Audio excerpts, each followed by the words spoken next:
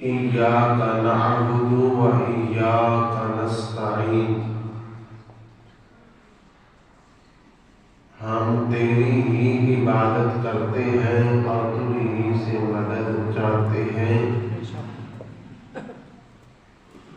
سورۃ فاتحہ کی آیت ہے اور آگے اهدنا الصراط المستقيم صراط الذين أنعمت عليهم غير المغضوب عليهم ولا الضالين۔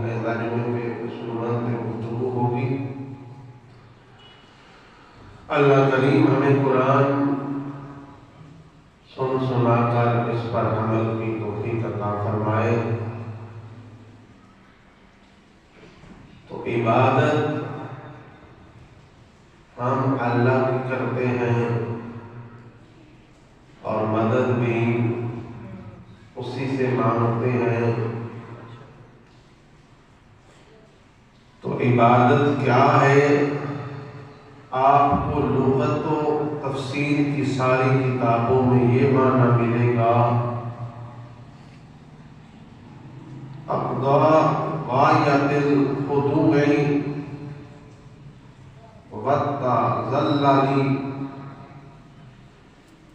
یعنی ہر درجے کی عاجزی اور انکساری عبادت ہے۔ مفسرین اس کی مثال سجدے سے دیتے ہیں، یعنی بندہ جب سر سجدے میں رکھتا ہے پڑھتا ہے سبحان ربی الاعلی،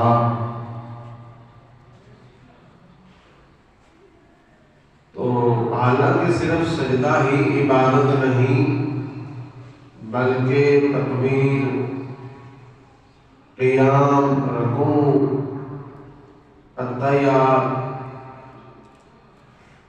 سلام پھیرنا، سجدے کے علاوہ جتنی باقی چیزیں وہ بھی عبادت ہیں، صرف سجدہ عبادت نہیں۔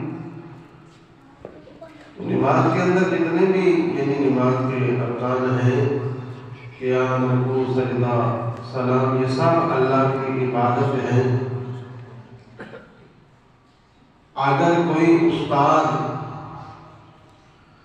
شاگرد کے سامنے یعنی ہاتھ باندھ کے کھڑا ہے، ہم ہاتھ نماز میں بھی باندھتے ہیں، یا ماں باپ کے سامنے اگر کوئی بندہ ہاتھ باندھ کے کھڑا ہے تو یہ عبادت نہیں بنتی۔ پھر کون سی چیز ہے جو ان حرکات و سکنات کو اگر نماز میں ہو تو عبادت بنا دیتی ہیں؟ یعنی وہی بندہ ہاتھ باندھ کے کسی بندے کے سامنے کھڑا ہے، استاد کے سامنے، مرشد کے سامنے، والدین کے سامنے، تو کھڑا نماز میں بھی ہوتا ہے، ہاتھ بھی باندھتا ہے، ہاتھ آپ استاد کے سامنے باندھ کے کھڑا ہے۔ تو یاد رکھیں جس کے سامنے آپ یہ افعال کر رہے ہیں اس کے متعلق تمہارا عقیدہ کیا ہے؟ اگر یہ افعال ہاتھ باندھنے، کھڑا ہونا، اتحیات بیٹھنا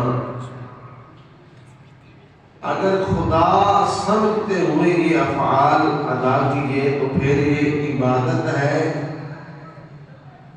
اور عبادت اللہ کے سوا کسی کی بھی نہیں ہے۔